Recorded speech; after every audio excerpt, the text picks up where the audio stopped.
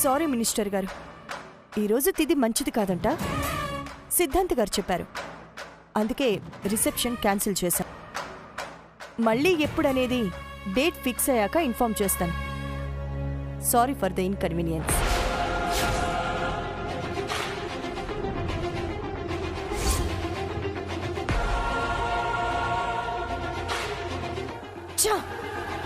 వీడు చేసిన వెధవ పనికి తల తీసేసినట్టుగా ఉంది.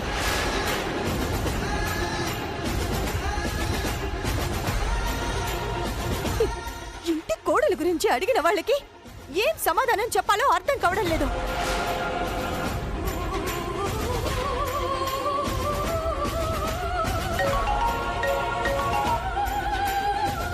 హలో, పేపర్లో ఇప్పుడే మీ కోడల ఫోటో చూశాను మహాలక్ష్మి గారు. ఇండియా కంటే అందంగా ఉంది. మొత్తానికి అనుకున్నది సాధించారు. కంగ్రాచులేషన్.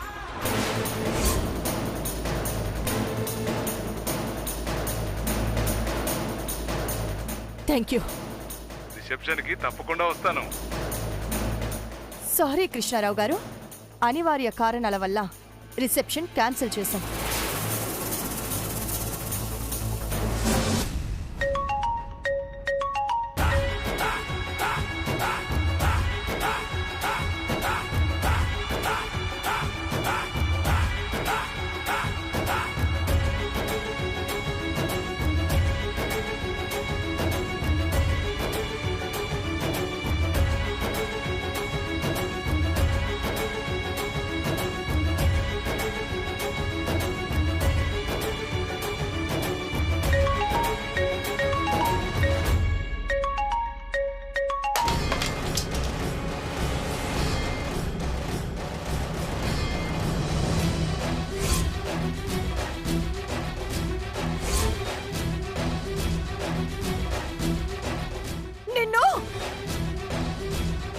నిన్ను మర్డర్ చేసిన పాపం లేదురా.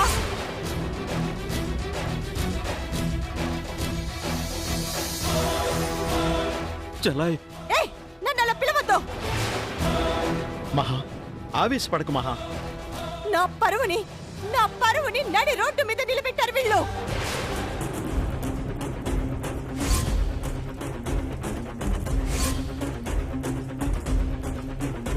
తల ఎత్తుకోలేనంత పరిస్థితిని కల్పించారు. రేపటి నుంచి ఎంత మందికని నేను సమాధానం చెప్పాలి? ఎంత మందికని చెప్పాలి?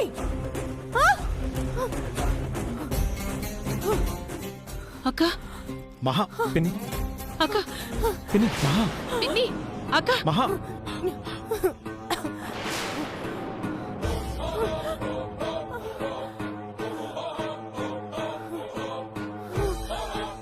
త్వరగా రా. ఇదిగో పిన్ని.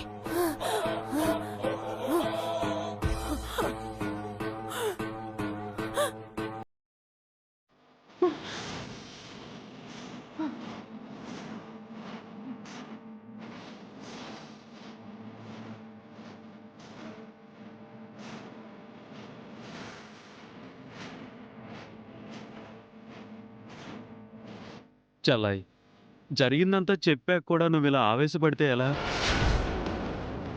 దగ్గరుండి మధు మీద పెళ్లి చేయడం రామ్ చేసిన పొరపాటు. వాడు అమాయకుడు. ఆ పిల్ల కన్నీళ్లకు కరిగిపోయి తెలియకుండా తప్పు చేసేశాడు. ఊళ్ళో పరువు పోయిందని ఆ కుటుంబం ఆత్మహత్య చేసుకుంటే ఆ పాపం ఎవరికి చుట్టుకుంటుంది? మనకేగా. ఆ ముహూర్తానికి పెళ్లి జరగకపోతే 5 ఏళ్ల దాకా రామ్కు వివాహయోగం లేదని సిద్ధాంత్ గారు చెప్పారు కదా. అందుకని వెనుక ముందు ఆలోచించకుండా అందం చందం లేని అమ్మాయితో నా కొడుకు పెళ్లి చేస్తావా? అప్పుడు ఆలోచించేంత టైం ఎక్కడుంది చెల్లాయ్? క్షణాల్లో నిర్ణయం తీసుకోవాల్సిన పరిస్థితి. పెళ్లి జరిపిస్తే నువ్వు సంతోషపడతావు అనుకున్నాను గాని ఇలా మండిపడతావు అనుకోలేదు. వీడు కట్టమంటే మాత్రం ఆ పిల్ల మెళ్ళ నువ్వెలా తాళి కట్టావరా?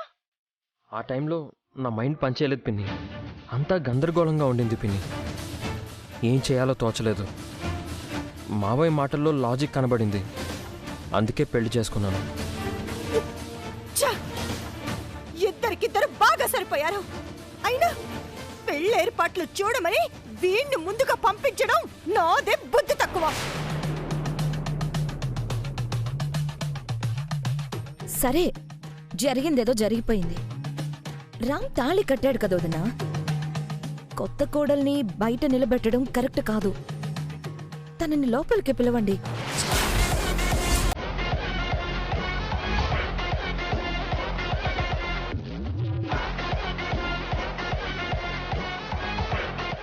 దాన్ని ఇంటి గడప తొక్కనివ్వడమా? సమస్య లేదు. ఆ పిల్లకి అందం తక్కువ, పొగరు మాత్రం చాలా ఎక్కువ. ఏమంటున్నా మహా? ఇంతకు ముందు అందాల పోటీలు జరిగేటప్పుడు ఒక అమ్మాయి నన్ను ఇబ్బంది పెట్టిందని, అందరి ముందు నన్ను అవమానించిందని చెప్పాను కదా. అవును, చెప్పావు. ఆ అమ్మాయి ఎవరో కాదు, ఈ సీతే.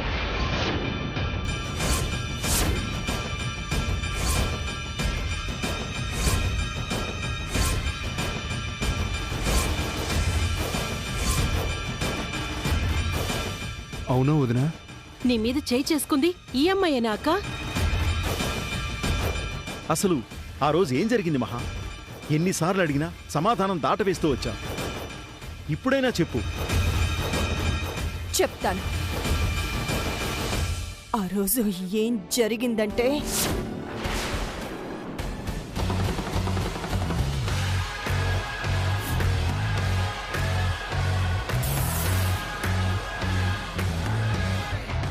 రండి మేడం, రండి. నమస్తే మేడం. నమస్కారం మేడం. Thank you. పదండి మేడం. రండి madam. Thank you so much. రండి.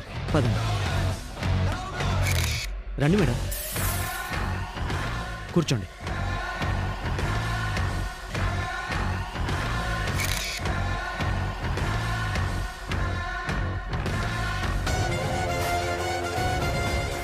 బ్యూటీ కాంటెస్ట్ స్టార్ట్ అయ్యే ముందు ముఖ్య అతిథి మహాలక్ష్మి గారిని మాట్లాడవలసిందిగా కోరుతున్నాను.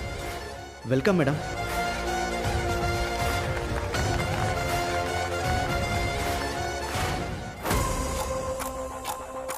Good evening everybody.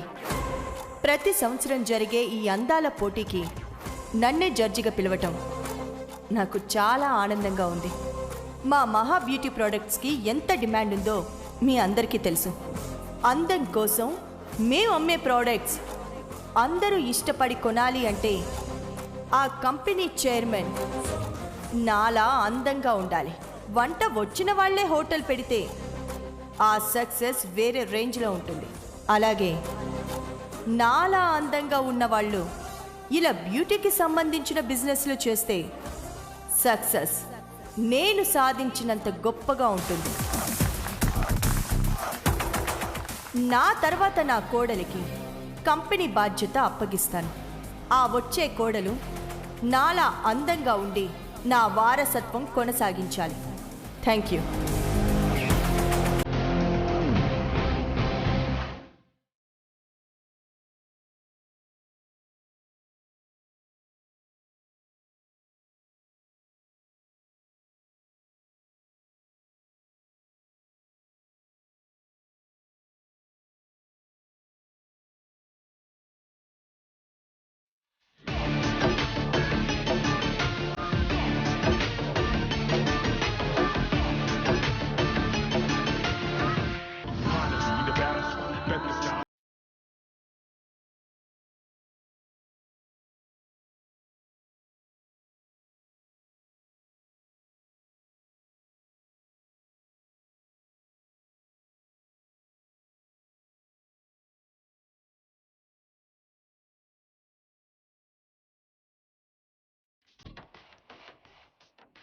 Hello Mahalakshmi,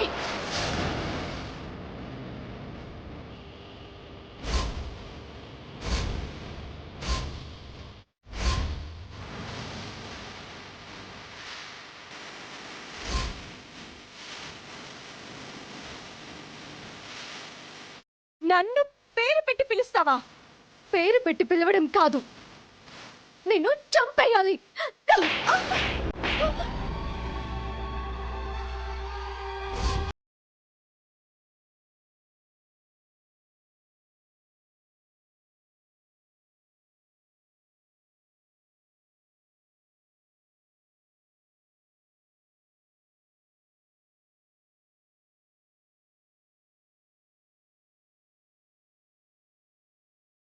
ఆ సీత ఫ్రెండ్ ని బ్యూటీ కాంటెస్ట్ లో పనికిరాదన్నందుకు నన్ను కొట్టింది. అందరి ముందు నన్ను అవమానించింది. నన్ను తలెత్తుకోకుండా చేసింది. దానివల్ల మన కాస్మెటిక్స్ బిజినెస్ మొత్తం నాశనమైంది. 100 కోట్ల వ్యాపారం కొలాప్స్ అయిపోయింది. డబ్బు సంగతి పక్కన పెట్టి మహా, సంపాదిస్తాం, పోగొట్టుకుంటాం. కానీ అందరి ముందు ఆ అమ్మాయి నిన్ను చెంపదెబ్బ కొట్టడం చాలా చాలా పెద్ద తప్పు. అలాంటి పొగరు బొత్తును అస్సలు క్షమించకూడదక్కా. నేను దేన్నైనా భరిస్తాను, కానీ నా ముందు ఇంకొకరు తల ఎగరేస్తే మాత్రం సహించను. నా కంఠంలో ప్రాణం ఉండగా అది ఇంట్లోకి అడుగు పెట్టడానికి వీల్లేదు. ఇంట్లోకి అడుగు పెట్టడానికి వీల్లేదు.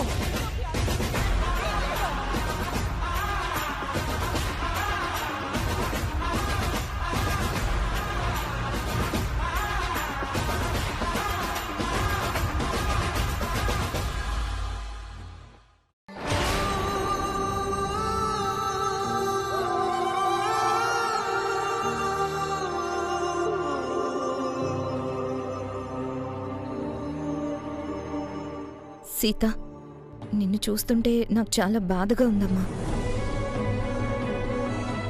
నీ కష్టం చూసి ఓచుకోలేక 2 మాటలు చెప్పి వెళ్దామని వచ్చాను.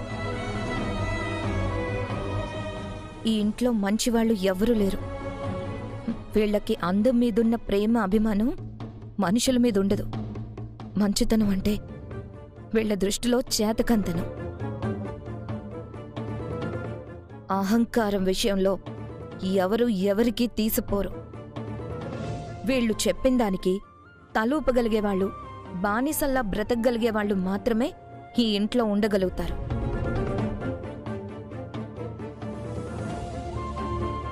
నువ్వు ఎన్ని గంటలు, రోజులు, నెలలు నిలబడున్నా కూడా వీళ్ళకి నీ మీద జాలి కలగదు, దయ చూపించరు. నేను చెప్పేది అర్థమవుతుందా? అయితే నేనిప్పుడేం చేయాలి? నువ్వు మీ ఇంటికి తిరిగి వెళ్ళిపోవడం తప్ప వేరే దారి లేదు. నేనెందుకు వెళ్ళాలి? జీవితాంతం నేను ఉండాల్సిన ఇల్లు ఇదే కదా. నీ అమాయకత్వం చూస్తుంటే జాలేస్తుందమ్మా. వీళ్ళు నిన్ను ఇంట్లోకే రానివ్వనంటుంటే లైఫ్ లాంగ్ ఇక్కడెలా ఉంటావు? ఎవరండి నన్ను లోపలికి రానివ్వంది? ఈ ఇంటి యజమానురాలు, నీ భర్తకు పిన్ని, ది గ్రేట్ మహాలక్ష్మి. నువ్వు తన మీద చేయి చేసుకున్నావట కదా. తనకి జరిగిన అవమానాన్ని మర్చిపోలేకపోతుంది. నీ మీద పగతో రగిలిపోతుంది. ఆ విషయాన్ని మా అందరికీ ఇప్పుడే చెప్పింది. అయినా ఆవిడ అందరి ముందు అలా కొట్టడం తప్పు కదా. నేను ఆ రోజు చెంపదెబ్బతో సరిపెట్టానండి. ఆవిడ చేసిన తప్పుకు ఎలాంటి శిక్ష విధించినా తక్కువే. ఒక అమాయకురాలి ప్రాణాన్ని అన్యాయంగా పొట్టన పెట్టుకున్నారండి మీ వదిన గారు.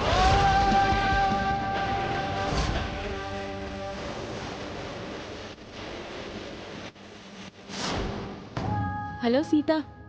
చెప్పు సునీత. ఇక్కడ కాసేపట్లో అందాల పోటీలు మొదలవుతున్నాయి. అందులో నేను పార్టిసిపేట్ చేస్తున్నానని చెప్పాను కదా, తొందరగా రా. నాకు ఇలాంటివి నచ్చవు. కేవలం నీ గురించే వస్తున్నాను. సర్లే, వస్తున్నాను. అన్నా, త్వరగా పోనివ్వవా? రండి madam. Hello madam. Hello hello. Hello madam. Hi.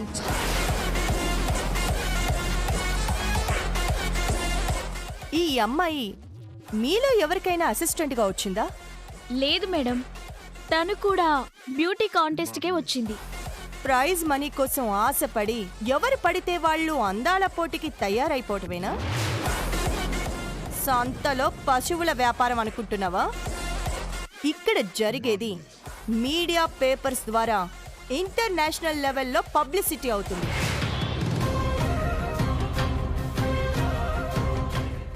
నీ మొహం అద్దంలో చూసుకున్నావా?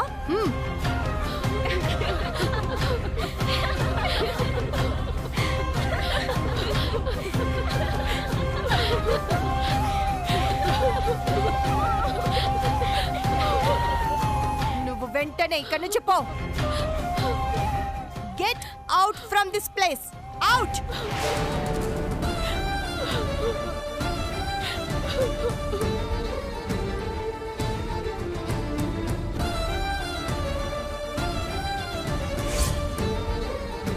నీ మొహం అద్దంలో చూసుకున్నావా?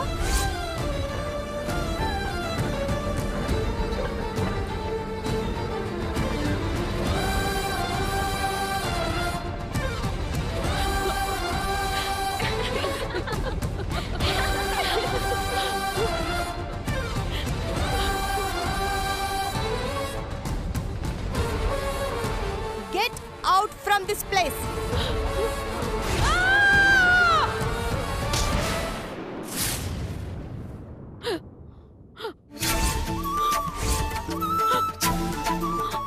సునీత, సునీత, సునీత, ఏమైంది?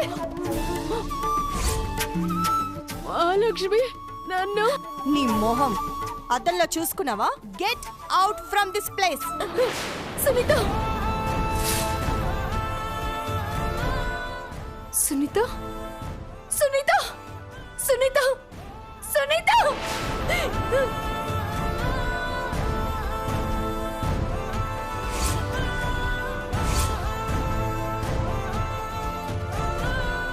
మహాలక్ష్మి, మహాలక్ష్మి.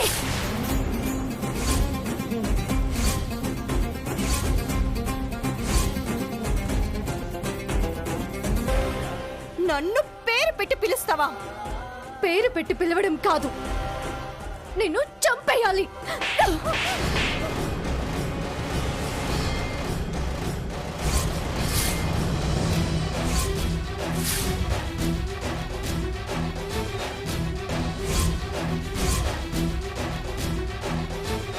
ఏయ్, నిన్ను ఆగు.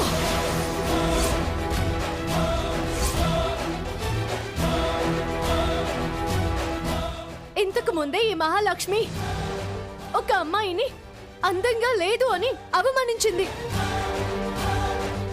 పాపం ఆ అమ్మాయి అవమానంతో ఆత్మహత్య చేసుకుంది.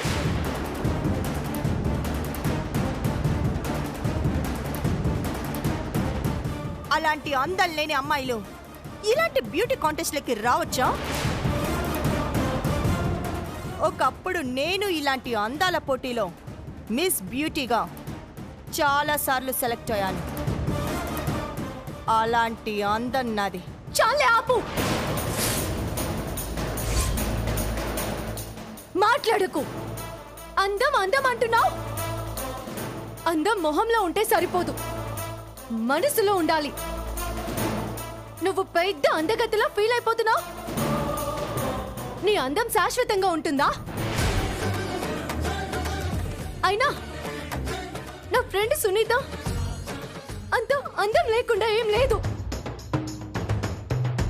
మీరు అడిగే ప్రశ్నలకు అందమైన సమాధానం చెప్పొచ్చన్న ధైర్యంతో వచ్చింది.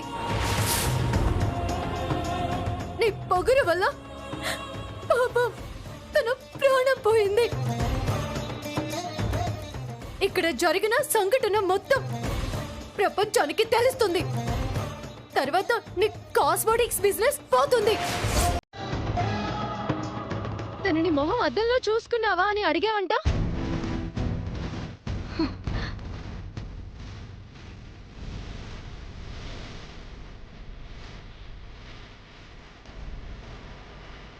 ఈ అద్దంలో నీ మొహం చూసుకున్నప్పుడల్లా అందం పిచ్చి ఉన్న నీకు నా చంప దెబ్బ గుర్తు రావాలి.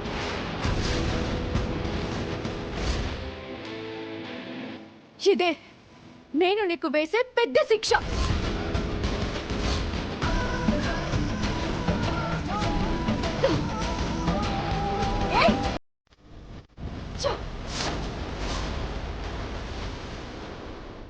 తల్లిదండ్రులకు ఆ అమ్మాయి ఒక్కతే కూతురండి.